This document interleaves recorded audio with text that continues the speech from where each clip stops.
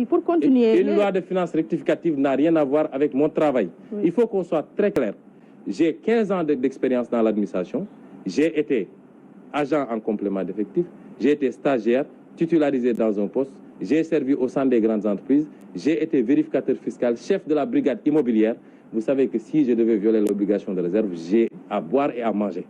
Tout ce que j'ai dit jusqu'à présent est tiré de documents publics accessibles à tout Sénégalais. Le reste, c'est est-ce que vous, Ndeye Fatou, si vous avez la loi de finances rectificative, vous avez la possibilité de l'exploiter et d'en tirer tous les enseignements ou pas? Donc, je ne suis pas lanceur d'alerte et je n'ai pas violé l'obligation de réserve. Il faut que ce soit très clair parce que le débat est biaisé quand on le pose de cette manière. Mais pourquoi j'ai dit que c'est pas... Nous parlons un peu du soutien du syndicat des impôts et domaines. Est-ce que ce soutien pesera lourd dans votre procédure? Vous savez, moi je suis membre du syndicat des impôts et domaines comme des centaines d'autres. Ce que je veux dire à tous les agents des impôts et domaines, c'est que je suis très touché par leur marque d'attention, de soutien moral, d'encouragement. L'unanimité n'est pas de ce monde, évidemment. Parmi les inspecteurs, parmi les agents des impôts et domaines, il y en a qui ne partagent pas notre combat et ça ne date pas d'aujourd'hui. Il y en a qui n'ont jamais vu d'un bon œil l'initiative de créer un syndicat et de se battre pour faire avancer les agents. Mais l'écrasante majorité nous a marqué son soutien, sa solidarité, et cela me suffit. Je n'ai pas besoin fondamentalement d'un autre type de soutien. Y a-t-il pas deuxième chose, entre le syndicat et le parti? Je termine sur ce chapitre avant de répondre à ça. Deuxième chose, il faut que les gens sachent raison garder. Nous sommes 1400 agents des impôts sur 14 millions de Sénégalais. Quand nous parlons, nous ne parlons pas de la DGID. C'est un petit élément. Nous parlons pour 14 millions de Sénégalais. Les questions que nous soulevons, c'est par rapport à 14 millions de Sénégalais. Il faut que les gens arrêtent de penser que nous sommes le nombril du monde et que tout ce qui se dit concerne fondamentalement des débats internes. Nos querelles internes, on va les gérer parce qu'on se connaît tous. On se connaît tous et chacun est libre d'avoir sa position, de se blinder, de préparer son combat, de livrer les informations qu'il pense devoir livrer, mais nous le gérerons. Mais notre interlocuteur et notre cible, quand nous parlons, nous, moi, Ousmane Sonko, quand je parle en tant que président de PASTEF, je parle à 14 millions de Sénégalais et je parle pour l'intérêt de 14 millions de Sénégalais. Quand j'étais simplement syndicaliste, non seulement je parlais pour les agents des impôts et domaines, mais je défendais l'intérêt des Sénégalais. Je vous donne des anecdotes. Pourtant, il y a beaucoup de membres des impôts. Attendez, je vais répondre à ça, mais permettez-moi de vous donner des anecdotes d'abord. J'ai entendu des gens dire, oui, mais il était où quand Wade faisait ceci, c'est maintenant qu'on le voit. J'étais syndicaliste, je n'étais pas acteur politique. Mais en tant que syndicaliste, nous avions très tôt compris que le syndicalisme de haut cadre, si ça se limite à dire donnez-nous, permettez-nous d'accéder à un logement décent, permettez-nous d'être bien payés, c'est du syndicalisme alimentaire. Et c'est pourquoi on a très tôt posé le curseur. J'ai ici quelques coupures. En 2007, quand je sortais une publication sur la loi 2005-Z25 qui accordait à ArcelorMittal une exonération totale et cumulée du Code des investissements et du Code minier, parce que Arcelor disait qu'il va investir 250 milliards, j'avais dit que c'est une loi dangereuse, une loi inconstitutionnelle, source d'illégalité illustrative d'une politique fiscale anarchique. Ensuite, toujours en 2007, ça, c'est un article publié par Walfadjri de l'époque. Vous voulez revenir sur votre passé? Non, je veux dire aux Sénégalais que notre combat... Et que répondez-vous à ceux qui disent que le siège de votre parti PASTEF... Laissez-moi, je reviens sur ça, mais je veux simplement clarifier certaines choses. Pour dire aux Sénégalais que depuis 10 ans, nous n'avons, même en tant que syndicalistes, quand nous disions que c'est dangereux de prendre une société anonyme, notamment l'APIX, et lui donner toutes les terres de Diamniadio, à Hambourg. L'article est là et c'était publié par Walfadjri du jeudi 21 juin 2007. Quand nous décidions, nous, d'engager notre syndicat aux assises nationales et que M. Farba Senghor est sorti pour faire des menaces contre tous les fonctionnaires qui iraient aux assises nationales, j'avais accordé une interview au Populaire pour dire que nous ne servons pas un parti ni un régime, nous servons un État et en tant que syndicat, nous sommes libres de participer à tout exercice national. Donc, nous avons été toujours constants dans nos prises de position. Ça ne date pas d'aujourd'hui. Maintenant, Si on considère, parce qu'au sein de l'administration fiscale, les gens ont voulu faire des amalgames. Le syndicat, sa vocation première, c'est de défendre les intérêts matériels et moraux de ses agents, de ses membres. Oui. Si moi, agent des impôts et domaines, je fais l'objet d'une procédure disciplinaire, la seule question à laquelle il faut répondre, c'est est-ce que cette procédure disciplinaire est fondée ou pas?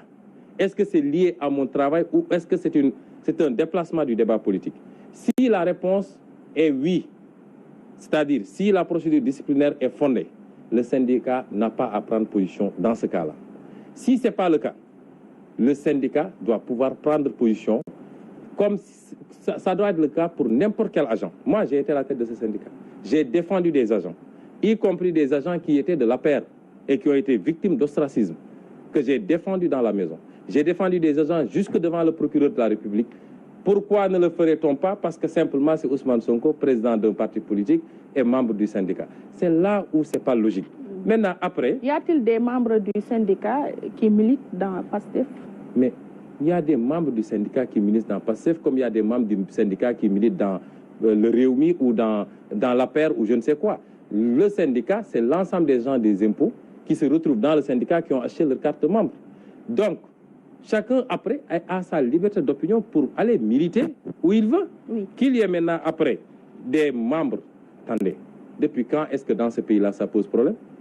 Combien de syndicalistes, les Youssou Touré et autres là, ils n'étaient pas dans la paire quand ils menaient des luttes syndicales contre, etc. Mais les agents des impôts et domaines, je vais vous dire une chose, c'est des gens d'une maturité. Personne ne peut les engager dans un combat politique. Si le syndicat se levait pour dire on donne un mot d'ordre politique, personne ne suivrait. Mais quand il s'agit d'un agent de la maison qui fait l'objet d'une cabale, le syndicat est libre. Si le syndicat considère que c'est le cas, il est libre de dire nous prenons fait et cause pour cet agent. Oui, qu'il soit de la paire. Pour qui vous vous fatiguez, est-ce qu'il vous soutient dans ces moments? Mais évidemment, je vous dis, aujourd'hui j'ai un problème pour gérer les marques d'affection et de sympathie venant de tous les segments du peuple, d'ici comme de la diaspora. Je suis obligé quelquefois de fermer mon téléphone pendant 48 heures. Je ne peux plus marcher dans la rue sans être interpellé par des Sénégalais qui nous félicitent, qui nous encouragent, des guides religieux de tous bords. Et c'est ça la motivation essentielle. Non pas par rapport à la procédure elle-même, mais par rapport au combat que nous menons, le combat politique, de restaurer l'État, de restituer l'État au peuple, de remettre l'État et les intérêts du peuple au centre des préoccupations de l'État. Et quand on nous manifeste un soutien, ce n'est pas Ousmane Sonko, inspecteur des impôts, ça n'intéresse personne.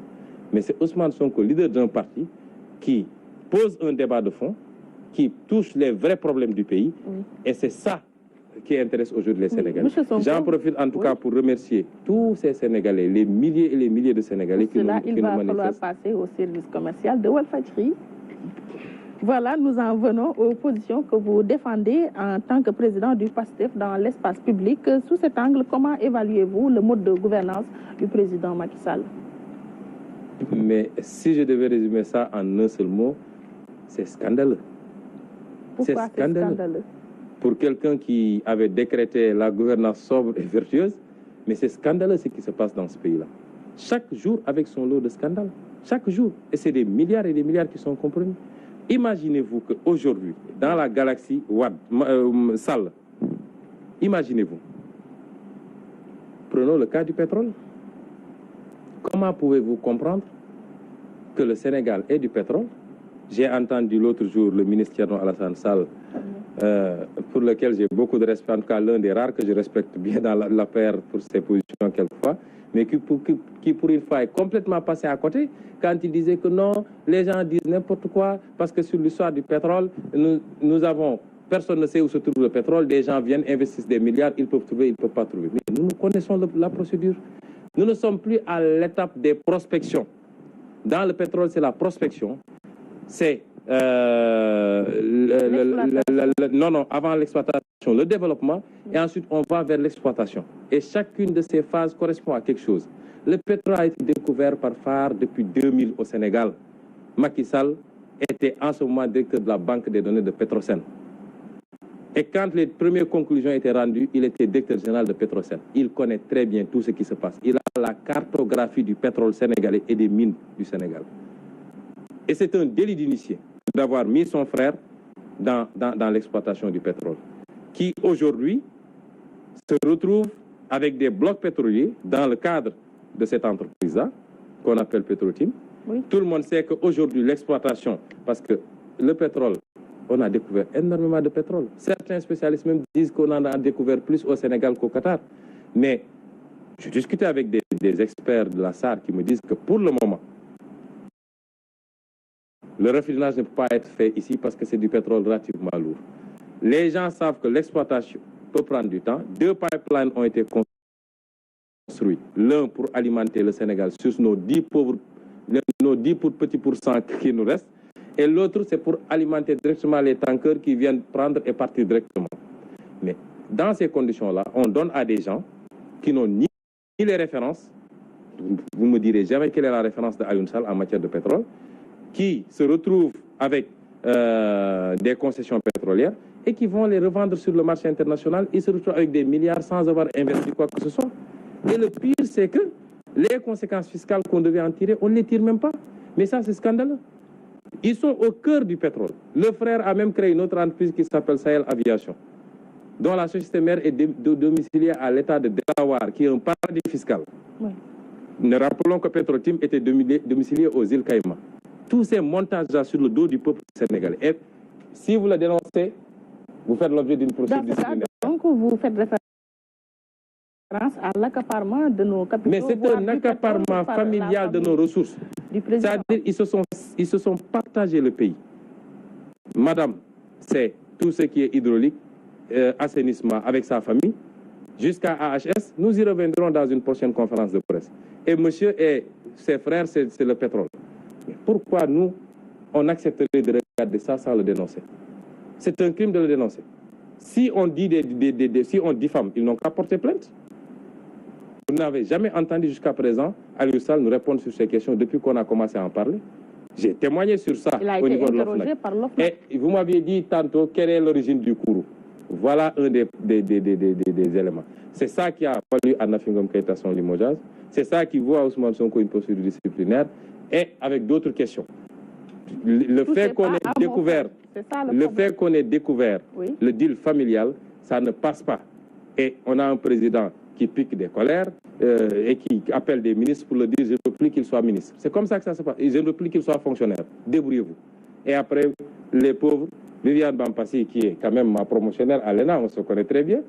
Je sais que ce n'est pas de gaieté de cœur. Le directeur de la fonction publique qui a signé l'affaire, je le connais très bien. Je sais l'estime qu'il me porte. Et je sais qu'ils ont été contraints à faire. Mais si j'avais violé une quelconque règle dans le cadre de ma profession, je vous dis que ça serait partie de mon directeur immédiat, oui, qui peut faire un rapport circonstancié sur l'exercice de ma profession et qui ne vous dira jamais qu'il n'est pas satisfait de moi. Si on comprend bien, on a affaire à une dynastie dans la gestion du pouvoir. Oui, mais c'est une tentative. Le président Macky Sall se trompe s'il pense qu'il peut. Il se trompe de peuple, il se trompe d'époque. S'il pense qu'il peut faire main basse sur ce pays et